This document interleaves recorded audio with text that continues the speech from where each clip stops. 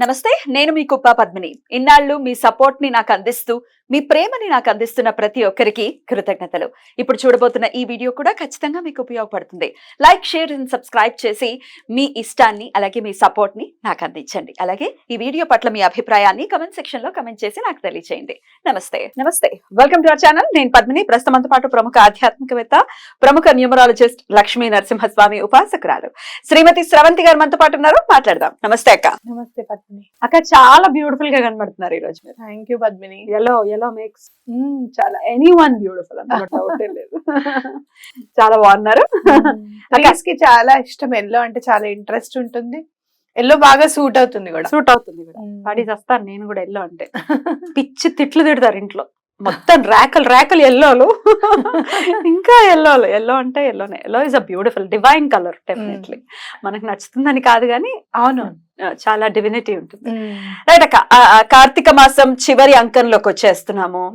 ఒకంత బెంగగానే ఉంది నాకైతే. కార్తీక మాసం అబ్బా అంటే చాలా అంటే ఆధ్యాత్మిక శోభతో ఉండేటటువంటి మాసం కాబట్టి ఇక మళ్ళీ వచ్చే సంవత్సరం దాకా వెయిట్ చేయాలి. ఇంతటి బ్యూటిఫుల్ ఇది మళ్ళీ చూడాలి అని అంటే సరే. కాలం ఎవ్వరి కోసం ఆగదు. ఎటువంటి పరిస్థితుల్లో కార్తీక అమావాస్య వచ్చేస్తోంది.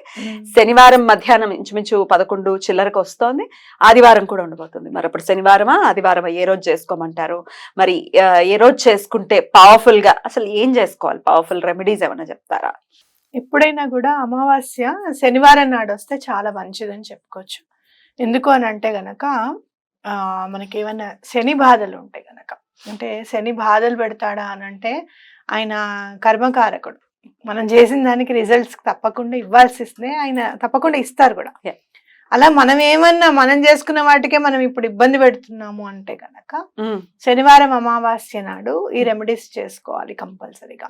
అంటే భగవంతుడికి సన్నిహితంగా అంటే దగ్గరగా ఉండాలి అని చెప్పుకోవచ్చు. శనివారం నాడు మీరు ఏదైనా మంత్రం జపిస్తూ ఉండడం కానివ్వు, లేకపోతే శ్రీపాదరాజం శరణం ప్రపద్యే, శ్రీదత్తరాజం శరణం ప్రపద్యే అని పఠిస్తూ ఉండడం కానివ్వు, ఇలాంటివి చేస్తే గనక శని బాధలన్నీ కూడా తొలగిపోతాయి అన్నమాట. శనివారం అమావాస్య నాడు శివుణ్ణి పూజించడం అనేది చాలా మంచిది. అంటే ప్రదోష సమయంలో స్వామిని పూజిస్తే చాలా మంచిది.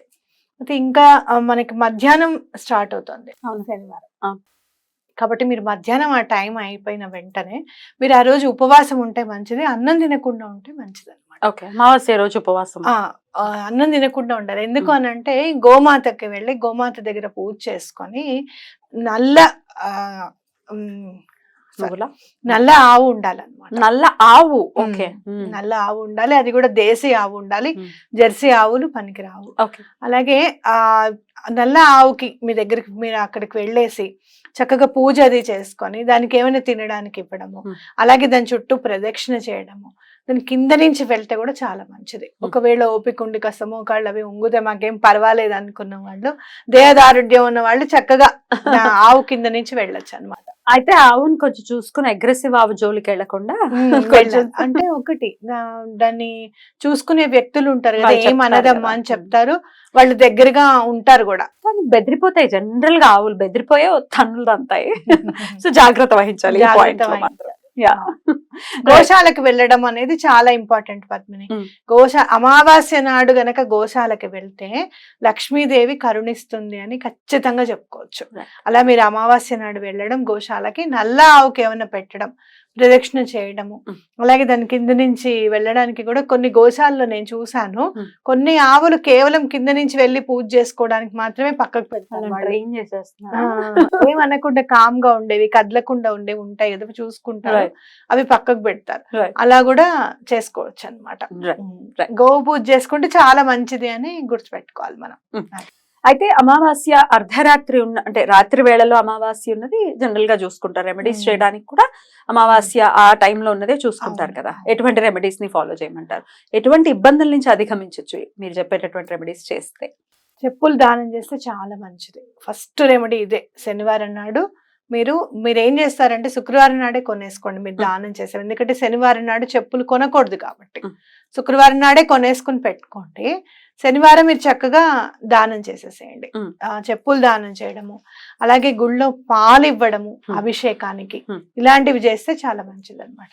అలాగే మీరు ఏదైనా కొంచెం పులిహార కానివ్వు, లేదంటే ఏదైనా చక్కెర పొంగల్ కానివ్వు, గుడి దగ్గర పంచి పెట్టడము, ఇలాంటివి చేస్తే చాలా మంచిది. అంటే భగవంతుడి కార్యక్రమాలు కానివ్వు, లేదు అంటే కనుక ఎవరికైనా చారిటీ కార్యక్రమాలు కానివ్వు చేస్తే చాలా మంచిది.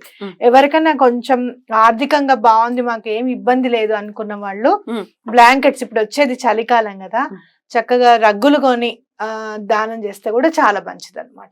పిల్లలకి కానీ, లేదా అనాథాశ్రమాల్లో కానివ్వు, లేదు అంటే కనుక బయట ఎక్కడన్నా ఒక 5-6 అనాథాశ్రమం అంటే పిల్లలందరికీ ఇవ్వాల్సి వస్తుంది కదా, మేము ఒక 5 కొనగలుగుతాము అంటే ఒక 5 కొని చెప్పులు, బ్లాంకెట్స్ అట్లా దానం చేస్తే కూడా చాలా మంచిది అనమాట.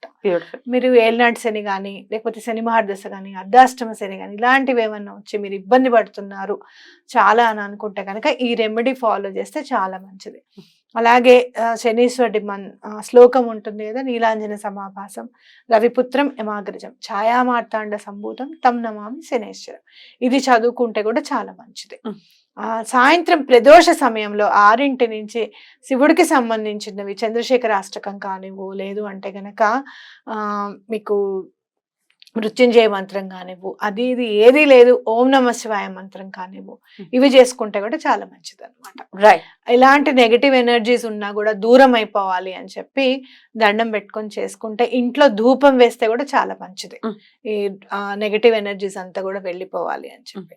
అయితే మీరు ఇంకా మనం చూస్తే గనక ఇంట్లో క్లటర్స్ ఉంటాయి. అంటే ఏంటంటే అనవసరమైన సామాను దేనికో దానికి పనికొస్తుంది అని దాస్తూ ఉంటాం మనం. అలాంటివి రిమూవ్ చేసి పడేయడం కూడా చాలా ఇంపార్టెంట్. కవర్ల దగ్గర నుంచి దాస్తాం.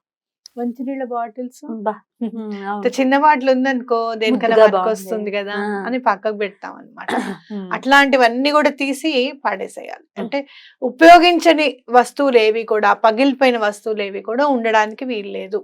అలాంటివి వెంటనే బయటకు పంపించడం అనేది చాలా ఇంపార్టెంట్ అనమాట. అలా చేసుకుంటే మంచిది. రైట్. అయితే ఆదివారం సుమారు 11:50 వరకు కూడా అమావాస్య ఉంది. అంటే అపరాహ్న కాలం వరకు కూడా అమావాస్య ఉంది ఆదివారం.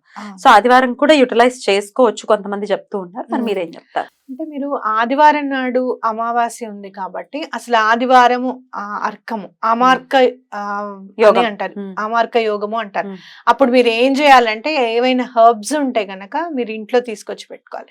జిల్లేడు చెట్టు వేరు గనక, తెల్ల జిల్లేడు చెట్టు వేరు గనక మీకు దొరికితే అది తీసుకొచ్చి మీరు ఇంట్లో పెట్టుకోవాలి ఆ రోజు. అలాంటి హర్బ్స్ ఏమైనా తెచ్చుకోవడానికి చాలా మంచి రోజు అనమాట. అట్లాగే మీరు ఏదన్నా ఆయుర్వేదిక్ మెడిసిన్స్ ఏమైనా స్టార్ట్ చేయాలనుకున్నారు అంటే కూడా ఆ రోజు మంచి రోజు. కాబట్టి మీరు శ్వేతార్క గణపతిని గనక ఆ రోజు తెచ్చుకుంటే, మీ ఇంట్లో లేదు శ్వేతార్క గణపతి ఉండాలనుకుంటున్నారు అంటే చక్కగా శ్వేతార్క గణపతిని తెచ్చుకొని ఇంట్లో పెట్టుకొని పూజ చేసుకోవడం అనేది చాలా మంచిది. లేదు మీకు వేరు దొరికింది అని అంటే అది చక్కగా తీసుకొచ్చి ఒక బాక్స్ లో పెట్టేసి 2-3 కర్పూరం బిళ్ళలు వేస్తే పాడవకుండా ఉంటుంది. అలా ఆ బాక్స్ మీకు లివింగ్ రూమ్ లో కానివ్వు, పూజ రూమ్ లో కానివ్వు పెట్టుకుంటే చాలా మంచిది అనమాట. Beautiful, beautiful. అయితే పులికాపు అంటే దేవుళ్ళని శుభ్రపరచుకునేటటువంటి ప్రక్రియ అమావాస్య తర్వాత చెయ్యాలి అనేది చాలా సార్లు మీరు చెప్పి ఉన్నారు. నెక్స్ట్ వచ్చేది మార్గశీర్ష మాసము, తర్వాత 15 రోజుల తర్వాత ధనుర్మాసం కూడా మొదలు కాబోతోంది. కాబట్టి మరి పులికాపు ఎప్పుడు సండే అమావాస్య ఘడియలు అయిపోయిన తర్వాత చేసుకోవచ్చా? సండే కాదు మండేనే చేసుకోవడం అనేది. ఎందుకంటే మనం భోజనం అది చేసేస్తాము ఆ టైం. చేయకపోయినా కూడా మధ్యాహ్నం పూట ఏ పని చేయం దేవుడిది, పొద్దున పూటే చేసుకుంటాం. కాబట్టి సోమవారం నాడు చేసుకోవడం అనేది ఇంపార్టెంట్. ఎందుకంటే ఆ రోజు కూడా సూర్యోదయానికి అమావాస్య ఉంది కదా, అమావాస్య కిందే పరిగణించుకుంటాం మనం. ఇప్పుడు ఎవరైనా సాయంత్రం పూట చేసుకునే పూజలేమో శనివారం చేసుకోండి. ఇలా ఏవైనా మనం ఇట్లా హర్బ్స్ అవి తెచ్చుకోవాలనుకున్నదేమో ఆదివారం ఉపయోగించుకోండి. కాబట్టి సోమవారం చేసుకోవడమే మంచిది, ఉత్తమం. క్లీన్ చేసుకోవటం, బూజులు అవి దులుపుకోవాలి అనుకుంటే కూడా సోమవారం చేసుకోవడం మంచిది. రైట్. పొద్దున్నే కొంచెం సమయం తీసుకొని చేసేసుకోవడం బెటర్. అవును. రైట్ అక్క. ఇక చెక్ రెమెడీ కూడా అమావాస్య ఖచ్చితంగా మీరు గుర్తు చేస్తూ ఉంటారు. చెక్ రెమెడీ కూడా ఆబ్వియస్ గా చేసుకోవచ్చు కదా అక్క? శనివారం రోజు నైట్ చెక్ రెమెడీ చేసుకోండి. ఇది చాలా మంచి అవకాశం మనకి. ఎందుకు అని అంటే గనక మనకి ఎవరి నుంచి అన్నా బాధ కలుగుతోంది అంటే, ఆ బాధ కలుగుతోంది నాయన నువ్వే చూడు అంటే శని భగవానుడు ఇమ్మీడియట్ గా మనకి రెస్పాండ్ అవుతాడు అనమాట. అంటే ఇంకోటి ఏంటంటే ఆయనకి చాలా ఇష్టమైనది చారిటీ చేయడం. అంటే ఎవరికన్నా ఏదన్నా దానం చేయడం అంటే శని భగవానుడికి చాలా ఇష్టం. కాబట్టి ఆయనకి మాట ఇవ్వండి, ఇక్కడి నుంచి కనుక మాకు డబ్బులు వచ్చేస్తే మేము ఇది భగవంతుడికంటూ ఇది ఖర్చు పెడతాము, కొంచెం చారిటీకి ఇంత ఖర్చు పెడతాము అని చెప్పి దండం పెట్టుకోండి. ఎటువంటి పరిస్థితుల్లోనూ ఆయన ఇప్పిస్తాడు. ఆ స్ఫురణ అనేది మనకే వస్తుంది. చాలా బ్యూటిఫుల్ గా ఎక్స్ప్లెయిన్ చేశారక్క. డెఫినెట్ గా ఆదివారం శనివారం అమావాస్యని ఆదివారం అమావాస్యని కూడా 2 రోజులు కలిసి వస్తుంది ద్వయం చేత. సో ఖచ్చితంగా మన వాళ్ళు వినియోగించుకోవాలని మనవి చేస్తూ చెక్ రెమెడీకి సంబంధించి అసలు రెడ్ టీవీ భక్తి స్రవంతి చెక్ రెమెడీ అని కొడితే వచ్చేస్తుంది. రైట్ అక్క, thank you so very much. నమస్తే.